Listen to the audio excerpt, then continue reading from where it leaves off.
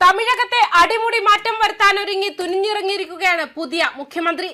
കാലാകാലങ്ങളായി നിലനിന്നിരുന്ന പല കാര്യങ്ങളെയും തൂത്തെറിഞ്ഞ് പുതിയ ചരിത്രം കുറിക്കാൻ ഒരുങ്ങുകയാണ്.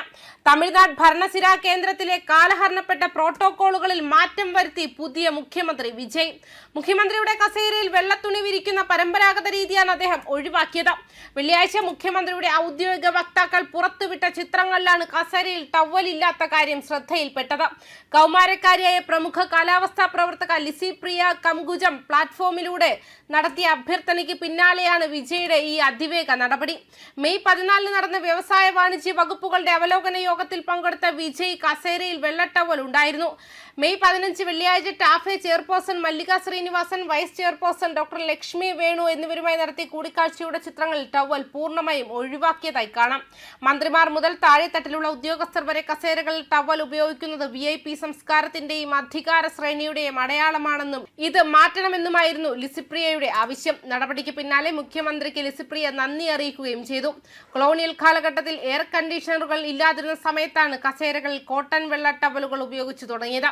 ഇന്ത്യയിലെ ചൂടും ഈർപ്പവുമുള്ള കാലാവസ്ഥയിൽ വിയർപ്പാഗിരണം ചെയ്യാനും കസേരകളിലെ തുണികൾ കേടാകാതിരിക്കാനുമായിരുന്നു ഇത്. പിന്നീട് ഇത് വൃത്തിയുടെയും ഭരണ സംവിധാനത്തിന്റെയും പ്രതീകമായി മാറുകയും AC ഓഫീസുകളിലായിട്ടും ഈ രീതി തുടരുകയുമായിരുന്നു. തമിഴക വെട്രി കഴകം സഖ്യത്തിന്റെ നേതൃത്വത്തിൽ മെയ് 10 മുഖ്യമന്ത്രിയായി അധികാരമേറ്റ വിജയ് ആദ്യ ആഴ്ചയിൽ തന്നെ സ്കൂളുകൾക്കും ബസ് സ്റ്റാൻഡുകൾക്കും സമീപമുള്ള 700-ലധികം ടാസ്മാക് മദ്യശാലകൾ നിർത്തലാക്കാൻ ഉത്തരവിട്ടിരുന്നു. ഇതിന് പിന്നാലെയാണ് VIP സംസ്കാരത്തിനെതിരെയുള്ള പുതിയ നീക്കം. ലഹരി വിൽപ്പന തടയാനും കുറ്റവാളികളെ കണ്ടെത്താനും പ്രാദേശിക തലത്തിൽ രഹസ്യമായി വിവരം നൽകാനുള്ള ആളുകളെ കണ്ടെത്തി നിയമിക്കാനും വിജയ് നിർദ്ദേശം നൽകിയതായാണ് വിവരങ്ങൾ.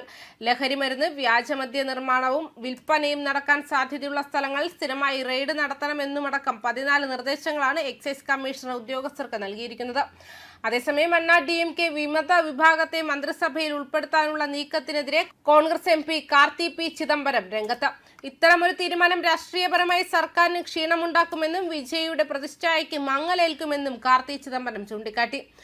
DMKയുടെ വിമത MLAമാരെ സർക്കാരിന്റെ ഭാഗമാക്കേണ്ട ആവശ്യമില്ലെന്നും കാർത്തി ചിദംബരം മാധ്യമങ്ങളോട് പറഞ്ഞു. DMKയെ സർക്കാരിന്റെ ഭാഗമാക്കേണ്ട ആവശ്യമില്ല. DMKയുടെ പിന്തുണയില്ലാത്ത സർക്കാരിന് അടുത്ത 5 വർഷം സുഖമായി ഭരണം നടത്താം. DMKയെ ഉൾപ്പെടുത്തിയാൽ അത് പോരായ്മയാകുമെന്നും കാർത്തി ചിദംബരം പറഞ്ഞു.